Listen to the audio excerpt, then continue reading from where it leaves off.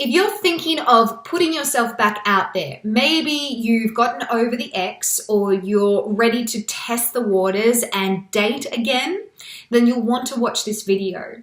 Because in this video, I actually help you work out, are you even ready to date? Are you dating for the right reasons and from the right mindset so that you can actually get the progress in your love life that you want?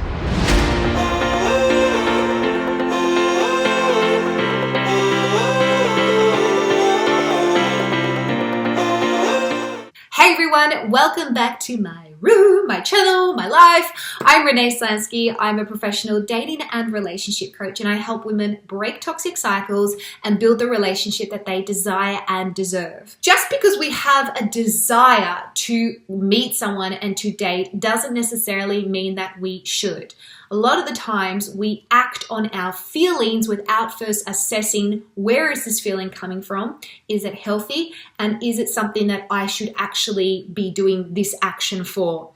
And so what I see is people go, oh, I want to date, so I'm going to put myself back out there. And then if they don't ask themselves these questions or do what I'm about to tell you to do, they find themselves basically hating the process, getting hurt, falling for the wrong person, or being exhausted by the whole process. And I have done another video here on dating exhaustion and burnout and how to handle that. So let's first make sure that you're ready to date and what you need to do with these 5 things.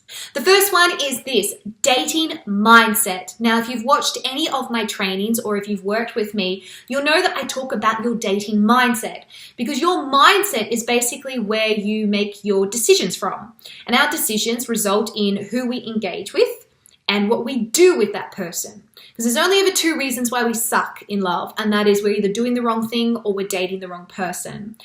And if you're just throwing yourself out there, you're just like, I want to date, I'm just going to go date, and you don't have any intention, you don't have any purpose, you don't have any strategy, and you're doing it from a place of fear, whether it's fear of missing out on love, or fear that you're never going to get over the ex, or fear that you're not going to have children, or fear that you're going to die alone with 52 cats, then you will attract fear back, or you'll attract the result that will solidify that fear. And that's something that's actually called self-prophesying. And self-prophesying, I don't know if I'm saying that right, but it's basically where we become so focused on this terror that hasn't even happened, this fear, that we then go and act out of that fear, and then we make it a reality. It's like people who are always scared that they're going to date someone that's never going to commit to them and leave them because maybe they had a father that abandoned them. And then they end up dating all these men that do leave them and don't commit to them. And again, it solidifies that conviction that all men are like that, and that's how love is, and love hurts, and it just becomes this really sort of toxic cycle. So your dating mindset is really, really important. So what I would do is I'd do a little bit of a self-audit, and I'd ask yourself, why do I want to date? And what do I want to get out of this dating process? Am I dating just because I want a casual fling? Am I dating to find love? Am I dating because I'm bored? What are your intentions behind it? Okay, before I jump into point number 2, don't forget to subscribe, give me a big thumbs up, and drop a thanks Renee down below if this video is helping you. Okay, the next thing to do is take it slow. Throwing yourself into the deep end isn't really going to do you any justice. It's just going to make you freak out. And if you go to an extreme, you're always going to get an extreme reaction. If you just go all into your next relationship when you know that you're probably not ready, and you love bomb that person, or you move too fast and too soon, which I've actually done a video on here, then you're going to not have a positive result, obviously. So what I would do is I would just test the waters a little bit. Definitely there'll be some clear indications if you're not ready to date.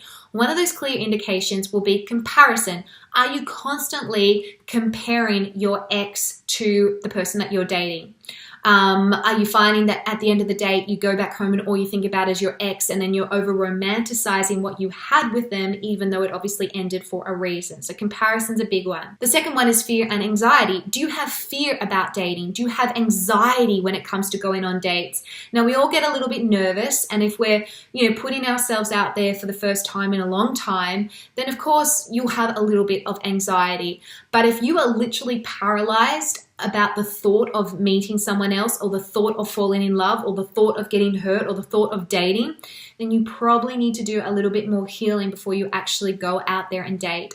Because you have to remember, it's not just about you. You're also affecting the person that you are dating, and you don't want to go around hurting other people because you're hurting yourself. Another thing is ghosting. If you're ghosting your dates or benching your dates, as in like kind of putting little investment in but not really a lot because you're too scared, then you probably shouldn't be dating. Any sort of behavior that is not in line with the healthy behavior that needs to happen to progress a date is an indication that you shouldn't be dating. And another way to test the waters is low investment. If you are finding that you're going on dates but you're just not making the effort, and you're kind of just like going, but you've got low energy, you're not really engaging in conversation, and they're like pursuing you, and you're just not really reciprocating or giving anything back, that means that you're doing low investment into that person. And low investment is an indication that you're not really in it for the right reasons, and it's obviously being reflected through your actions. For example, I remember when I went through a phase of like dating fatigue. I was in my early 20s, and this guy asked me out for a date, and I was like, yeah, okay, cool. I'll meet you up the road at one of the local kind of pubs. I turned up in my tracksuit pants. Look, I haven't had some fine moments. I will be honest. You don't become good at doing something by just naturally being amazing at it. Sometimes you've got to go through all the crap to realize, okay, don't do this. Well, he came fully dressed up, looking, he put in effort. I rocked up in my tracksuit pants, no makeup on, didn't even like care at all. And it was actually disrespectful to him. I just shouldn't have gone on the date in the first place, because clearly I didn't want to be there. I wasn't putting any effort in. I obviously had said yes because I felt obligated to, because I was like, whatever. And it was coming from the wrong sort of intention. I own that, okay? So don't go and start sending me hate messages. And I don't want you girls to do the same thing, or you guys to do the same thing. As I was saying before, like, you're affecting other people. So if you're finding that you're putting low investment in this area, chances are you're not actually ready to date, and you need to take a little bit more time out. Okay, point number 3, get clear on the why. As I was saying at the beginning of this video, why do you want to date? Do you want to date because you are trying to move on from the ex, and you think that if you date somebody else, you will eventually just forget about him? Are you dating because everyone else is doing it, or because you can? Because you've got access to dating apps? The clearer that you can get on the why, the more that you will know your intention. It'll help you work out, okay, am I doing this for the right reasons, or do I actually need to take a rain check for a little bit longer? Okay, number 4, really important. Make sure that you're dating to enhance, not heal. Closure is something that I believe happens in stages. Closure needs to be based on facts, not feelings. If a relationship ends, obviously it ended for a reason, and waiting till you feel like you're in a certain position is not a reason to hold out on closure. Closure needs to be a choice. But I also believe that healing and full closure is something that will happen in stages. It's normal to still be thinking about an ex if they're a big part of your life. And sometimes meeting a new person really can help you get over that ex, because you can realize that, hang on a second, there's someone else that makes me feel this way. There's someone else that I can love, or have the possibility of loving, and have them love me back. But if you're purely dating to just try and get over someone, rather than dating to enhance someone else's life and have them enhance your life, that's a different story. You shouldn't be dating just for distraction. You shouldn't be dating to try and get over someone or heal something in your heart. You have to first work on that baggage and that issue and that hurt first, so that you aren't then dating from that place of fear and lack, which is just going to cause you to either invest into the wrong people or hurt someone in the process.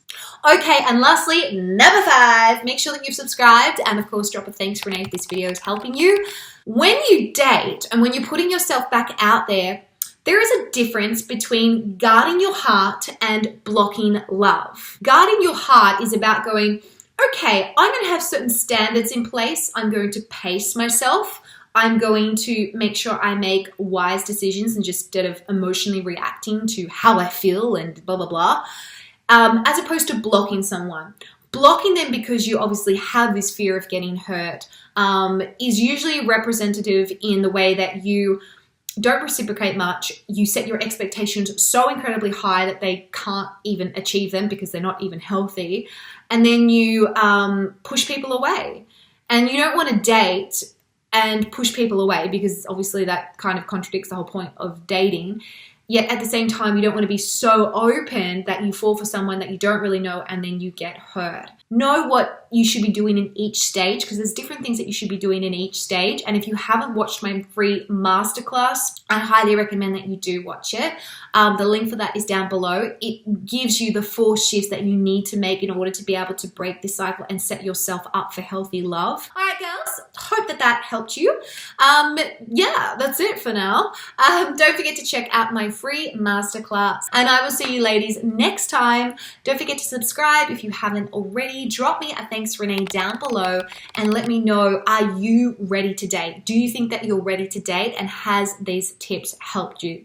And I will see you next time. Bye for now.